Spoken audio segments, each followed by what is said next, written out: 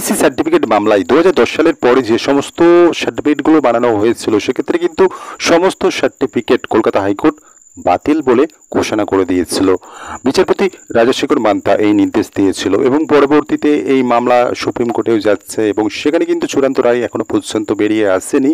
এবং এই সমস্ত কিছুর মাঝেই যখন সুপ্রিম কোর্টে এই মামলা বিচারাধীন রয়েছে সেই ক্ষেত্রে হঠাৎ করে দেখা যাচ্ছে রাজ্যের শাসক হঠাৎ করে একটা বিজ্ঞপ্তি প্রকাশ করছে ওবিসি সার্টিফিকেট সংক্রান্ত। তারা আরও 144টি জনগোষ্ঠীকে ওবিসির আওতায় আনবে বলে একটা বিজ্ঞপ্তি প্রকাশ করছে। মামলার কিন্তু নিষ্পত্তি হচ্ছে না, সুপ্রিম কোর্টে মামলা বিচারাধীন রয়েছে। সেই মুহূর্তে কিন্তু শাসক এরকম একটা সিদ্ধান্ত নিচ্ছে, কার্যত এই যে রাজ্যের বিজ্ঞপ্তি ওবিসি সংক্রান্ত বিষয়ে তাদের যে চিন্তা ভাবনা যে নতুন করে তারা কয়েকটি জনগোষ্ঠীকে অর্থাৎ 140টি জনগোষ্ঠীকে ওবিসির আওতায় ফেলবে, সেক্ষেত্রে এই জিনিসটা নিয়ে আপত্তি ওঠে এবং স্বাভাবিকভাবেই আবারও এই বিষয়ে কলকাতা হাইকোর্টে মামলা হয়। এবং সেক্ষেত্রে কিন্তু এই মামলায় তপব্রত চক্রবর্তী এবং বিচারপতি রাজশেখর মান্থা আবারও এই যে রাজ্যের বিজ্ঞপ্তি সেক্ষেত্রে স্থগিতাদেশ জারি করে।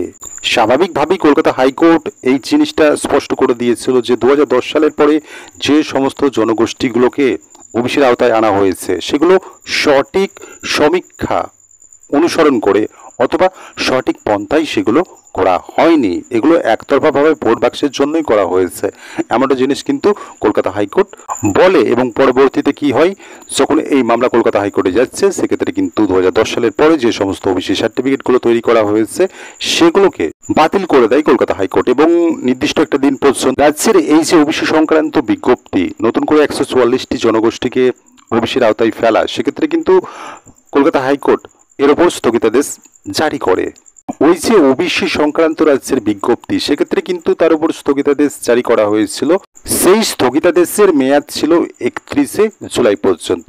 এবার কিন্তু কলকাতা হাইকোর্টে এই যে স্থগিতাদেশের মেয়াদ সেটা বর্ধিত হলো, বাড়িয়ে দিল কলকাতা হাইকোর্ট। সেক্ষেত্রে কিন্তু রাজ্য বারংবার দাবি করছে যে ভর্তির ক্ষেত্রে নিয়োগের ক্ষেত্রে এই যে ওবিসি সার্টিফিকেটগুলো বাতিল হয়ে যাচ্ছে 2010 সালের পরে যে সমস্ত সার্টিফিকেটগুলো বানানো হচ্ছে সেক্ষেত্রে তাদের সমস্যার সম্মুখীন হতে হচ্ছে, এমনটা কিন্তু তারা কলকাতা হাইকোর্টে জানাচ্ছে। সেক্ষেত্রে কিন্তু কলকাতা হাইকোর্ট এই জিনিসটাতে কর্ণপাত করেনি বা রাজ্যের এই যে অভিযোগ সেটাতে কিন্তু মান্যতা দেয়নি। এবার সেই যে রাজ্যের বিজ্ঞপ্তির ওপর স্থগিতাদেশ সেটা আরও বাড়িয়ে দিল কলকাতা হাইকোর্ট।